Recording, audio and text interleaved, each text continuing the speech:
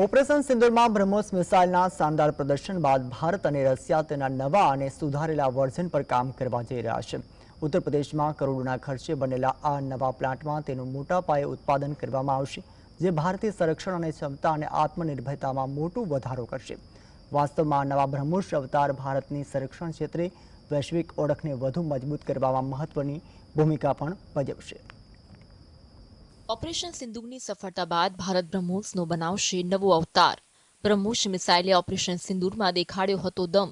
ભારત અને રશિયા મળી બ્રહ્મોસ મિસાઇલનો નવો અને વધુ સારો અવતાર બનાવવાનું વિચારી રહ્યા છે। આ મંત્રણા એટલા માટે થઈ રહી છે કારણ કે ઓપરેશન સિંદૂરમાં બ્રહ્મોસ મિસાઇલે પાકિસ્તાન અને પાકિસ્તાન અધિકૃત કાશ્મીરમાં આતંકી ઠેકાણાને સફળતાપૂર્વક નિશાન બનાવી શાનદાર પ્રદર્શન કર્યું હતું, જે બાદ બંને દેશો આ મિસાઇલના વધુ એડવાન્સ વર્ઝન પર વિચારી રહ્યા છે।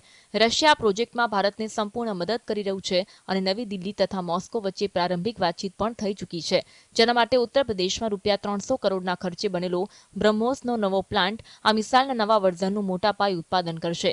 રક્ષા મંત્રી રાજનાથસિંહ અને ઉત્તર પ્રદેશના મુખ્યમંત્રી યોગી આદિત્યનાથે લખનૌમાં બ્રહ્મોસ એરોસ્પેસ યુનિટનું ઉદ્ઘાટન કર્યું। 80 હેક્ટરમાં ફેલાયેલા plant Uttar Pradesh defence industrial corridor હેઠળ બન્યો છે। તેનો મુખ્ય ઉદ્દેશ ભારતની મિસાઇલ બનાવવાની ક્ષમતા વધારવાનો છે। આ સંયુક્ત પ્રોજેક્ટ મેક ઇન ઇન્ડિયા અને આત્મનિર્ભર ભારત જેવી યોજનાઓને વેગ આપશે, જેનાથી ભારત સંરક્ષણ ક્ષેત્રે આત્મનિર્ભર બનશે। ઉત્તર પ્રદેશના લખનૌમાં બ્રહ્મોસ એરોસ્પેસ યુનિટનું ઉદ્ઘાટન।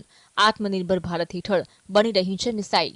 વાસ્તવમાં બ્રહ્મોસનું ઉત્પાદન વધવાથી ઘણા આર્થિક ફાયદા પણ છે। જેમ જેમ ઉત્પાદન વધશે તેમ તેમ પ્રતિ યુનિટ ઉત્પાદન ખર્ચ ઘટશે।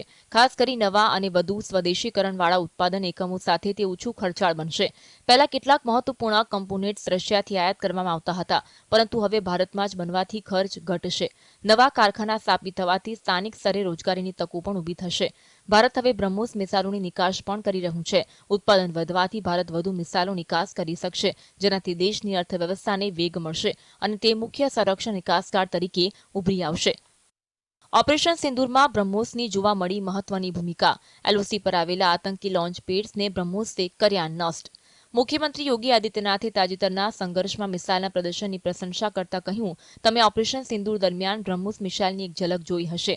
જો ના જોઈ હોય તો પાકિસ્તાનના લોકોને બ્રહ્મોસ મિસાઇલની તાકાત વિશે પૂછી લો।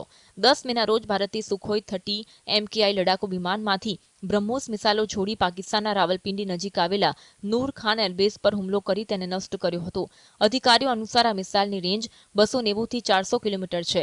તેની ટોપ સ્પીડ મેક 2.8 છે। તેને પાકિસ્તાન કે ચીનના કોઈ પણ એર ડિફેન્સ સિસ્ટમ દ્વારા રોકી શકાતી નથી।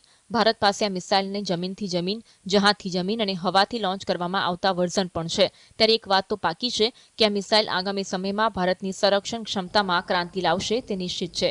Bureau report, GSTV।